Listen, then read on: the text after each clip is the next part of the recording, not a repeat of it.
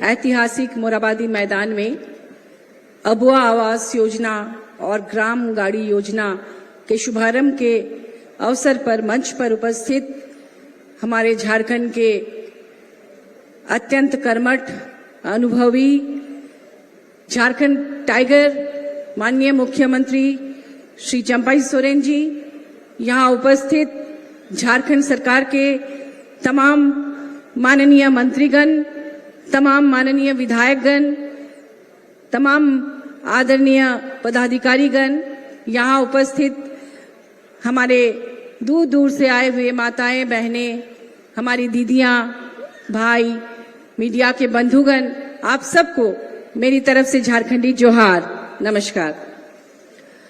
आज एक ऐतिहासिक दिन है।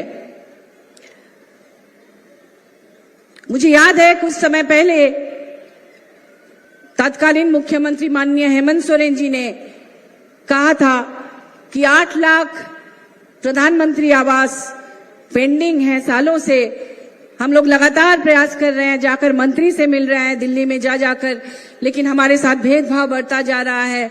इस बात को सदन में उठाएं और मैंने संसद में ये बात उठाई कि हमारे 8 लाख आवास अभी तक नहीं मिले हैं, उसे दिया जाए।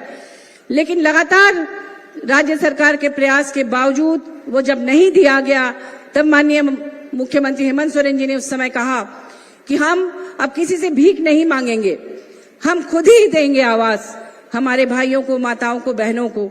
और उन्होंने अबुआ आवास योजना लॉन्च की। यह उनकी महत्वाकांक्षी योजना है।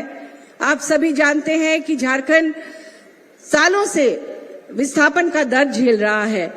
अगर आप आंकड़ों में जाएं तो आप देखेंगे कि कितना प्रतिशत लोग बेघर होकर दर दर की ठोकरें खा रहे हैं। उनका नाम पता तक कोई नहीं जानता, वो कहाँ है, क्या कर रहे हैं। ऐसे में ये अबुआ आवास योजना से आपको अपना घर मिलेगा। अभी हाल में आपको पता होगा कि तमाम विरोध के बावजूद किस तरह से केंद्र सरकार ने वन अधिनियम कानून को पारित कर दिया। जंगल में जो अधिकार आपका है उसे छीनने की तरह तरह से साजिशें की जा रही हैं। मुझे लगता है ये एक ऐसी योजना है जिसके माध्यम से हमारी बहनों को, माताओं को तस्करी से भी मुक्ति मिल सकती है। क्योंकि जब से माननीय हेमंत सोरेन जी ने यहाँ पर कार्यभार संभाला, उन्होंने कहा कि अब हमारी बहनें, हमारी माताएं तस्करी की शिकार नहीं होगी। उन्हें हम अपने ही राज्य में सम्मानजनक रोजगार से जोड़ेंगे। हम उन्हें दर दर की ठोकरें खाने के लिए दलालों के चंगुल में नहीं फंसने देंगे। आपको पता होगा कि पन्नालाल नाम का एक ट्रैफिकर था, एक तस्कर है, जो अभी जेल में है। उन्होंने झारखंड से 15,000 महिलाओं की तस्करी की रोजगार देने के नाम पर पिछले सरकारों में, और उसे रोकने के लिए उन्होंने बहुत सारे रेस्क्यू किए और महिलाओं को, लड़कियों को यहाँ वापस लाया। और उसके बाद उन्हें सावित्रीबाई फुले किशोरी समृद्धि योजना, ताकि लड़कियां जो किशोरियां हैं वो पैसे के अभाव में दूसरे राज्यों में ना चली जाए। इसके बाद पलाश प्राण लॉन्च किया। कौशल विकास के माध्यम से उन्हें ट्रेनिंग देकर, उन्हें बैंक से सब्सिडी देकर, लोन देकर उनको अपने यहाँ सम्मानजनक रोजगार से जोड़ने की व्यवस्था की। अच्छी शिक्षा के लिए यहाँ से चुने हुए प्रतिभाशाली छात्र छात्राओं को विश्व के सबसे प्रतिष्ठित संस्थानों में पढ़ाने का बीड़ा उठाया। और इस तरह से न जाने कितनी योजनाएं उन्होंने लॉन्च की। और उनका एक ही कहना हम हर सभा में, कार्यक्रम में, मीटिंग में सुनते थे कि जब हमारा राज्य प्राकृतिक रूप से इतना समृद्ध है, इतनी खनिज संपदा है कि हम पूरे देश को खनिज संपदा सप्लाई करते हैं, तो पिछले राज्यों में नीचे से दूसरे नंबर पर हमारा राज्य क्यों रहेगा।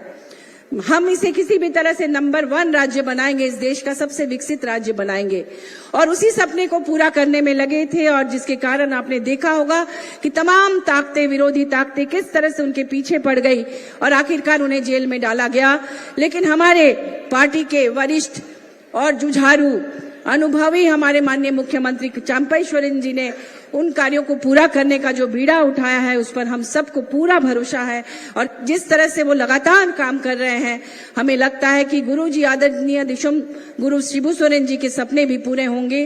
और माननीय हेमंत सोरेन जी ने जो इस कार्यकाल में जो काम करने का बीड़ा उठाया है, उसे भी पूरा करेंगे। ग्राम गाड़ी योजना, ये भी ऐतिहासिक योजना है, क्योंकि आप सभी जानते हैं कि झारखंड किस तरह से भौगोलिक रूप से दुर्गम इलाके यहाँ है। हम लोग जब दूसरे राज्यों में जाते हैं, या कलकत्ता में या मुंबई वगैरह में जाते हैं, वहां लोकल ट्रेन्स होते हैं, रात को 11-12 बजे भी लोग काम करके अपना घर वापस आते हैं। यहाँ चूंकि जंगल का इलाका है, उतना सुरक्षित नहीं है, बसें नहीं चल पाती, तो रोजगार के लिए वो कई बार शहर नहीं आके दूसरे राज्यों में चले जाते हैं। ऐसे में अगर उन्हें इस तरह की सुविधा दी जाएगी आवागमन की, तो आप सोच सकते हैं कि शिक्षा के क्षेत्र में, रोजगार के क्षेत्र में, व्यापार के क्षेत्र में, हर क्षेत्र में झारखंड कितना आगे बढ़ेगा। यहाँ टूरिज्म की भी बहुत संभावना है, वो भी बहुत आगे बढ़ सकता है। और जब राजस्थान जैसा एक इलाका जो कि बंजर रहा है, जहाँ रेत ही रेत है, वो टूरिज्म से इतना कमा सकता है, तो मुझे लगता है कि हमारा राज्य भी बहुत आगे बढ़ेगा। और माननीय मुख्यमंत्री चंपई सोरेन जी, गठबंधन की सरकार और माननीय हेमंत सोरेन जी और गुरुजी का सपना, ये तीनों मिलकर निश्चित रूप से हमारे राज्य को बहुत आगे ले जाएगा। और वह दिन भी दूर नहीं जब हमारा राज्य पूरे देश का नंबर 1 राज्य बनेगा।